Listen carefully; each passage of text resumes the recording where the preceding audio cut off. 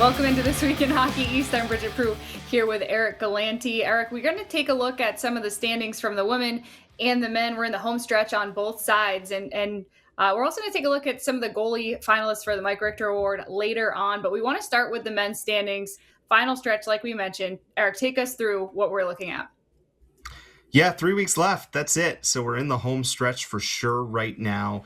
And as we kind of look where we are in terms of the men's picture, you have to start with Providence, who just continues to play so well. They've opened up a 6-point lead. They have 2 games at Vermont this weekend. Then they have UNH next weekend before hosting UConn in the finale. We're going to talk a lot about UConn and Boston College. Huge game this weekend. They are 2-3. They do each have a game in hand against Providence, but both obviously would have work to do to catch up. And then there's this big group in the middle, right? Only 5 points separating 4th place and 9th place. So there's still a lot of movement that's going to happen over the course of the next couple of weeks. You see where BU is at 29. BU has played far more games than the teams behind them, UMass, Merrimack, and Northeastern. So there's some room for some of those teams to catch up. There's still a kind of a glut in there that has to be sorted out.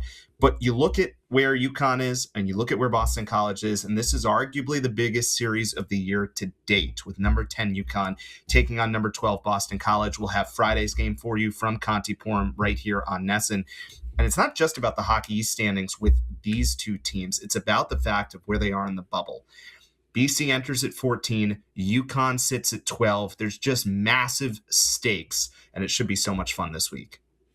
Yeah, and we'll look at those two teams from the game that we're talking about coming up next. BC, starting with them, on Friday, they lose to Merrimack. That meant that Saturday game was really important for them to keep pace in the NPI picture. And it took a little bit of magic to beat them in that Saturday game, a game in which they trailed twice, ended up winning it 4-2 on 2 late goals. And BC trailed 1-0, and they trailed 2-1. But all of their goals came in the final 90 seconds of periods, capped with the winner by Oscar Hemming, his first career goal with 36 seconds left to go in the third period. It really felt like it was a must-win game in terms of the NCAA picture for BC. And just a really good weekend of college hockey for them. We'll talk more about Merrimack in just a bit, but somebody who keeps it rolling for BC is James Hagans. He scored on Saturday. Now he's got 34 points, which is the most among Hockey East skaters, and he leads the race in the Hockey East scoring championship with 20 points in league games. And he's got 6 multi-point games over the last 9 with 16 points in that span. And now BC hits their 2 biggest games of the season that are left in terms of NPI, right? So it's going to be important for him and those other guys that have been leading the way to do well in this series against UConn. Yeah, we talk about the opportunity available, right? So 2 games against number 12 in the NPI. Those are the 2 biggest games left potentially until a late surge in the Hockey East playoffs. So that's the importance of it for Boston College. For this UConn team, it feels a little like history is repeating itself again in the second half. They're unbeaten in their last 5 games, starting with another win in the Connecticut Ice Tournament, which could be once again a catapulting weekend like it was last year.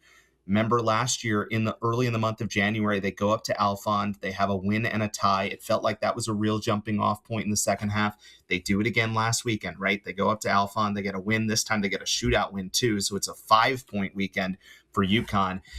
And it felt like this was the weekend that Tyler Musick really came out and showed how good a goalie he's been. He's been great all year, but backing up the fact that he was named to a Mike Richter semifinalist list this week. We'll talk more about that later. He stops 32 shots on Friday for a 2-0 shutout win. And then Saturday, he goes and makes a ridiculous 50 saves to help UConn win in the shootout. Mike Cavanaugh mentioned how he thinks we're finally starting to see Tyler Musick play to his potential, which we always thought was in there, right? He's a national team goalie from before he went to UNH, but now he's really starting to settle in. On the offensive side, it felt fitting that of the guys that scored, Muldowney, Richard, Tattle were the guys who scored the 3 goals for UConn. Those are the guys who helped push them in their playoff run last year and are heating up once again. Specific to Ryan Tattle, he's our Service Credit Union scoring leader this week, a 4-point weekend up at Maine. He now has 13 points over his last 8 games. Such an important piece for what UConn wants to do, not just on the ice, but off the ice as well. Joey Muldowney's been in a very good spot as well. He has 12 points over his last 9 games. So it's a UConn team that is really starting to play well going into this weekend. Yeah, and when it comes to Muldowney, he's on the verge of breaking UConn's career goal scoring record in the Hockey East era. He just needs one more goal this weekend to pass Spencer Noss into sole possession of first place with 50 goals. So he's just been so consistent over the last 2 years, and that record is right on the horizon for him. I also thought it was interesting how openly Mike Kavanagh talked about the playoff picture and the NPI this week. He said he still doesn't shy away from the topic with the team. He posts about the NPI every week, and he said his team wants to look at it often. They use it as motivation, the same way they did last year, the first year that they made it into the NCAA tournament. And they've set themselves up to be in the driver's seat again for a second year in a row, making the tournament if they just finish it out strong. Yeah. They're right there. And I think the thing that's interesting about this weekend is because of who they're playing, it gives both teams a chance to get marquee wins, to get quality win bonuses, to jump up a little bit and away from any bid stealers that could come along conference championship time. You know, I think games like this is UConn really going to start relying on their experience, right? They brought back basically more than anyone in Hockey East. They're 7 seniors. They're 111 goals returning. Does that start to show up this weekend? There's one other team that really has a great chance to get into the mix, and that is UMass. They're off a much-needed weekend off as they try to get healthy. UMass has a home and home with New Hampshire this weekend. We'll have Saturday's game for you at the Whittemore Center on Nesson. UMass winners of 7 of their last 8. One guy who's really stepped up recently, Justin Kerr, has goals in 4 straight games. He has 5 goals and assists since January 16th. Big 6'5" freshman, so he's been really good recently. UMass has been scoring well recently. They'll take on a New Hampshire team that actually has gotten some goals lately. 7 goals over the BU weekend where they split against the Terriers after, you know, that had been a real talking point for Mike Souza. So UNH and UMass, that'll be Saturday here on Nesson. The other team that is as hot as anyone in the country right now, the Merrimack Warriors, and we're going to talk with Scott Borek about it on the other side here on This Week in Hockey East. Welcome back to This Week in Hockey East. It's time for our interview segment presented by Boston Harbor Hotel. Plan your getaway today at bostonharborhotel.com and experience Boston's best waterfront views. Well, the head coach of one of the hottest teams in Hockey East and the country right now is Scott Borek, who's nice enough to join us. The Merrimack Warriors are 10-3-1 since December 12th. They've moved up 26 spots in the NPI over that time. Coach, appreciate you being here. Looking forward to chatting a little bit. What's been the biggest thing that's allowed you guys to go on this run here over the last couple of months? You know, I think our team, we have a lot of new guys. I think we have as many as 14 or 15 new guys on our roster. And it took a while to get accustomed. It took a while to get to know each other. It took a while to come together a little bit as a locker room. But we've gotten there, and it hasn't been an easy ride, but at times it's been very happy, very successful, but other times not very much so. But I think right now we're in a pretty good headspace in the room. Our players are getting very comfortable with each other and comfortable with the challenges in Hockey East. Yeah, we want to talk to you about some of the individuals on your team as well. And we'll start with Justin Gill, a goal in each of the last 6 games, longest point streak in the NCAA at 11 games. Can you tell people about his story and the impact that he's had for you guys this year? Sure. He's a unique individual. You know, he had dealt with professional hockey at a little bit in the American League, but more in the coast. Was having a pretty good experience. And then when the rules changed within the NCAA, allowing certain players with certain things that they've done in their past that made them ineligible years ago, or actually not even years, a year ago, were removed from that. And he wanted to go to college. He was a good student. School matters to him. We were fortunate enough to be in the right place and be able to land him to come here. He's done really well in school, which is exciting. And he's been a lot to our locker room. We were together for 2 months before he joined us. And I think that's a very hard thing to do, to be able to join a team after 2 months that's already kind of forming and to walk into a fairly strong room and then get a seat in that room and be welcomed by your teammates. Said 2 things to me. 1, that he's a really good guy. 2, we have a really good locker room. And those 2 things have led him on his point streak and led our team to a little bit better second half. Coach, we've talked a lot about Max Lundgren and what he's meant to your team, and both from the numbers that we see, the advanced numbers, anywhere you look, he's been one of the best goalies in the country this year. But I know he's also so important off the ice as well. Tell us a little bit about what he brings to the table, both as a goaltender on the ice and what he brings to the locker room off it as well. It's fine. It's the same thing. Consistency. I think one of the hardest things for any young person to have is consistency, and he's consistent daily, not only in his play and his performance, but mostly in his preparation. He does the same things. He gets himself ready to go. He's never really taken off his mark very well. He's always, kind of seems ready, and he always has felt that way to me. And I've told the story before, but when he first came in, he was ineligible. He had to sit out that year and only practice. He couldn't play and he couldn't travel. But we got home from our first long road trip. I think it was Arizona. And we came into the locker room about 3 a.m. and there's Max waiting for us to help unpack the bags and unpack the sticks. And something that I didn't expect, never asked him to do. He just showed up, and he did that every single weekend that we got back as a team. He was in the room waiting for us, and he was participating as if he was one of the guys that was on that bus. To me, that set himself up for success here. It changed a lot of how our players who are injured go about their business daily relative to staying connected to the team. It's been a huge positive for our program, just having the human with us. And then you add in, obviously, he's very talented. He's very competitive. And this year has been very consistent. So he's been there from the beginning for us this year. Ironically, I heard you on your earlier segment mention the Mike Richter Award. I'm surprised his name hasn't been mentioned in that. It's actually kind of crazy to me. But that's how things go, I guess. Maybe he'll have to come back next year and get that award. That's a great story about him showing up for you guys even when he wasn't there. Also want to talk about one of your freshmen, Parker Lalonde, making a push as one of the better freshmen in Hockey East. What stands out about him in his season so far? Parker's just a very smart player. Really, again, I say this probably too much, but a really good guy. If you knew him, you'd just be rooting for his success because his approach is incredibly humble. He goes about his daily, walk in life with a lot of humility. Comes to the rink, you would expect him to be exploding off the page point wise like he has, or doing some of the things kind of lead our team in some areas because he's just such a good human and he's so considerate, and he doesn't feel like he has the edge of competitiveness when you're meeting him away from the rink. But when you meet him on the rink, he has all of that and more, and he's been really good for us. The second half's been great for him. First half, I think he was feeling his way through, not just hockey-wise, but academically and on the campus and all that stuff. Second half, he's been really good.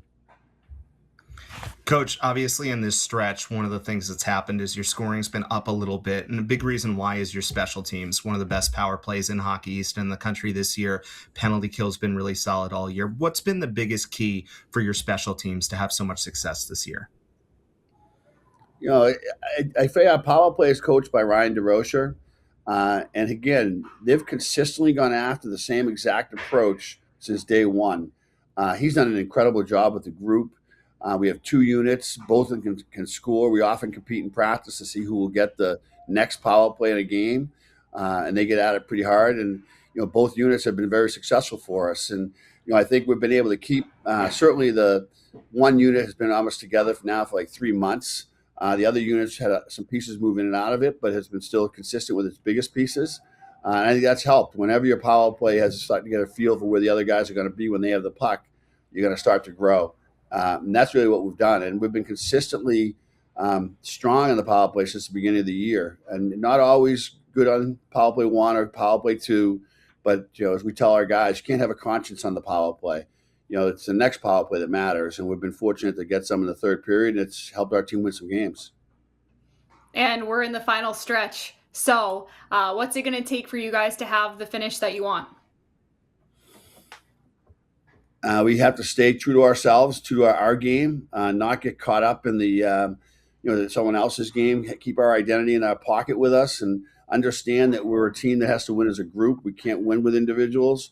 We have to defend as a group. We can't defend individually.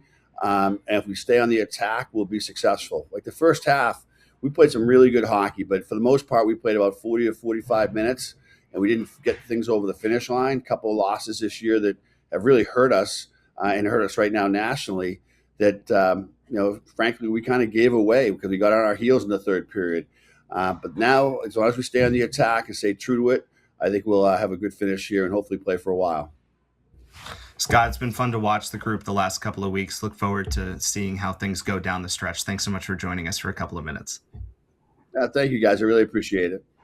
That's Scott Borick, the head coach of the Merrimack Warriors. His team will be up at Alphon for 2 this weekend. When we come back, we'll talk about the final weekend of the year on the women's side. That's coming up next on This Week in Hockey East. Welcome back to This Week in Hockey East. It's the final weekend on the women's side of the regular season, and here's a look at how we started the week in terms of the Hockey East standings. Northeastern and UConn have clinched the 1 and 2 spots, and then BC and Holy Cross are both in good position to get those byes in the quarterfinal. BC with 2 games left, Holy Cross just 1 game left. They need 2 points against UVM Friday, or for UNH or BC to drop points somewhere to guarantee a home game in the quarterfinal. So UNH and BC Friday has those implications that should tell us about where the top 5 shake out. BC hosts BU to wrap up on Saturday. That'll be a game here on Nesson at 4 p.m.